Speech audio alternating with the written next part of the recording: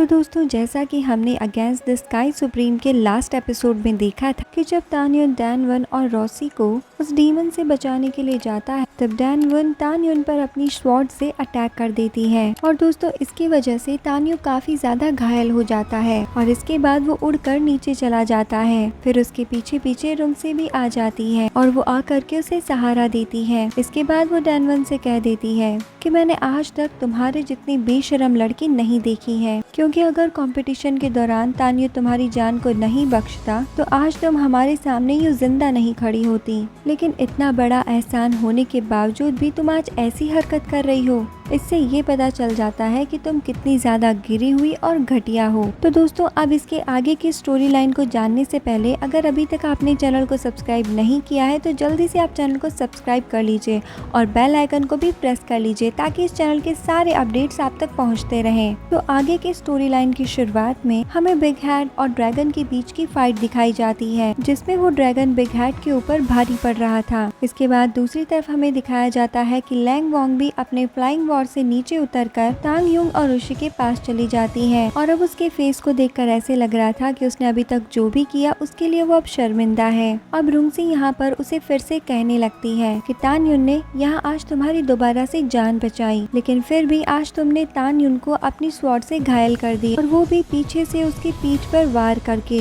और इसके बाद वो कहती है कि हम किसी जानवर और बीस्ट की इतनी मदद करते तो वो भी इस एहसान को नहीं भूलता, लेकिन तुम तो जानवरों से भी बदतर हो। इसके बाद तानयु रुंगसी से कहता है कि बस अब बंद करो और कुछ मत बोलो, मुझे इस बात से कोई फर्क नहीं पड़ता है कि ये कैसी है और आज जिस तरह से इसने धोखे से मेरी पीठ पर वार किया मैं वो तो फिर भी नजरअंदाज कर दूंगा और लैंडगॉन, इसीलिए आज तुम यहाँ से आराम से जा सकती हो। लेकिन अगर आगे जिंदगी में तुमने अपनी ये शक्ल मुझे कभी दिखा दी तो मैं आगे से रहम तुम्हारे ऊपर नहीं करूँगा। अब दोस्तों ये बात सुनकर नैनसोंग काफी ज्यादा दुखी हो जाती है और अब वो उड़कर अपनी फ्लाइंग बोट के ऊपर चली जाती है और अब इतना ज्यादा सुनने के बाद वो खुद में गिल्ट फील कर रही थी और वो खुद से ही बात करते हुए कहती है कि तानियो को स्टैब करने के बाद मुझे इतना ज्यादा बुरा क्यों लग रहा है, जबकि मैं तो उसे अपना दुश्मन मानती थी और जब उसने मुझसे इतनी बुरी तरह से बात की तो मुझे इस बात के लिए बुरा क्यों लग रहा है। और मेरे मास्टर ने तो मुझसे कहा था कि मेरा तानियो के साथ कोई भी तरह का बैटल नहीं हुआ था, बल्कि वो बैटल तो एक सिचुएशन था। तो आज फिर रुंगसे ने मुझसे ऐसे क्यों कहा कि तानियो ने उस दिन मेरी जान बचाई थी। अब दोस्तों ये बातें सोच सोच कर वो काफी ज्यादा परेशान हो जाती है और अब कहने लगती है कि आखिर मेरे साथ प्रॉब्लम क्या है, मुझे समझ में नहीं आ रहा।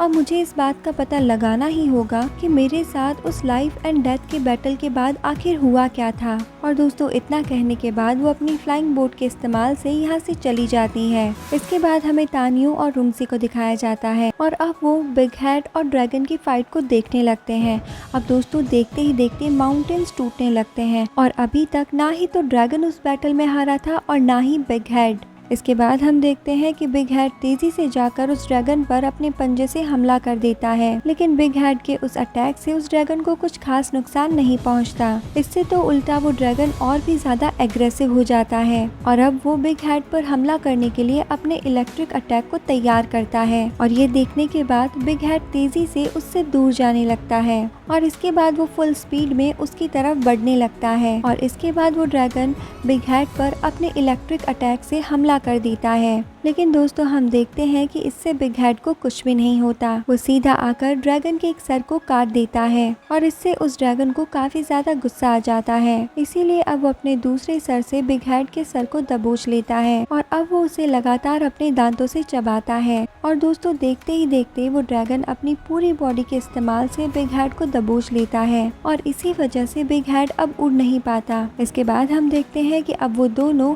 पहाड़ों से टकराते हुए नीचे गिरने लगते हैं। इससे इन दोनों को ही काफी चोट लगती है, लेकिन फिर भी वो ड्रैगन बिग हेड को नहीं छोड़ता और ये सारी चीज देखकर तानियो रुंगसी से कहता है कि मुझे वहाँ जाकर अब बिग हेड की मदद करनी होगी और वहाँ पर काफी खतरा है, इसीलिए रुंगसी तुम यहीं पर रहना। अब रुंगसी तानियो से कहती है कि लेकिन तुम तो खुद ही इतने ज्यादा घायल हो, लेकिन दोस्तों तानियो उसके एक भी नहीं सुनता और सीधा ही वहाँ से अपने दोस्त की मदद करने के लिए चला जाता है। और दोस्तों जैसे ही तानियो उस जगह पर पहुँचता है तो वो देखता है कि ड्रैगन ने बिग हेड के शरीर को बहुत बुरी तरह से दबोच रखा था और वो अपने नुकीले दांतों से उसके सर को काटे जा रहा था। इसीलिए तानियो डिसाइड करता है कि वो यहाँ पर अपने आइस अटैक का इस्तेमाल करेगा और दोस्तों उसके इस आइस अटैक से उस ड्रैगन की बॉडी पूरी तरह से जल जाती है, जिसके बाद तानियो बहुत तेजी से उसकी तरफ बढ़ने लगता है और इसके बाद वो अपनी स्वॉर्ड से उस पर एक पावरफुल अटैक भी कर देता है और ये अटैक सीधा जाकर के ड्रैगन को लगता है। अब ड्रैगन खुद को उस आइस अटैक से आजाद करवा लेता है और साथ ही वो तानियो के अटैक को एकदम आराम से अब्सॉर्ब कर लेता है और दोस्तों इसकी वजह से अब वो पहले से भी ज्यादा पावरफुल हो गया था।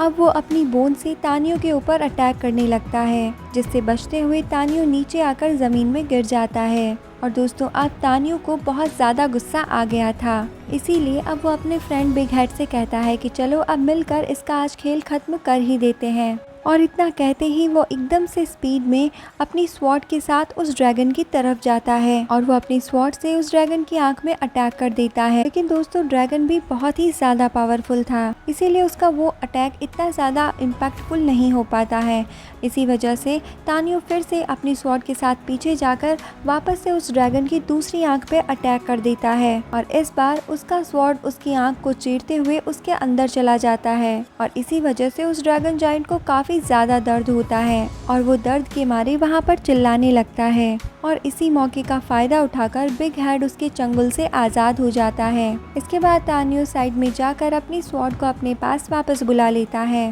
दोस्तों अब बारी थी बिग हेड की। वो भी इतनी देर तक चंगुल में रहने के बाद उस ड्रैगन से काफी ज्यादा गुस्सा हो चुका था, इसी वजह से वो जोर जोर से दहाड़ने लगता है। अब वो सीधे उड़ते हुए जाकर ड्रैगन की गर्दन पकड़ता है और उसे पहाड़ों में ऊपर ले जाता है और फिर वहाँ पर जितने भी ऊंचे ऊंचे पहाड़ थे वहाँ पर वो उनको स्मैश करता है और फिर वो उस जायंट को ले जाकर सीधा पानी में डाल देता है। दोस्तों वो ड्रैगन एक इलेक्ट्रिक ड्रैगन था, इसी वजह से पानी में जाते ही उसके शरीर में शॉर्ट सर्किट होने लगता है। लेकिन दोस्तों इतना सब कुछ होने के बाद भी बिग हेड सिर्फ यहीं पर नहीं रुकता है, वो अब इस जायंट ड्रैगन को काफी ऊपर तक ले जाता है और उसे नीचे गिरने के लिए वहाँ से छोड़ देता है। अब वहाँ से नीचे गिरने के बाद में वो टू हेडेड ड्रैगन बिल्कुल भी हिलडुल नहीं पा रहा था, क्योंकि अब तो उसका एक सर भी कट चुका था और वो काफी ज्यादा घायल भी हो चुका था। अब दोस्तों इसी चीज का फायदा उठाकर रॉन्गसी भी इस पर हमला करने के लिए यहाँ पर आ जाती है और अब वो अपनी तलवार से उसके सर पर स्टैब करने लगती है और ये चीज देखकर तानियो काफी ज्यादा परेशान हो जाता है।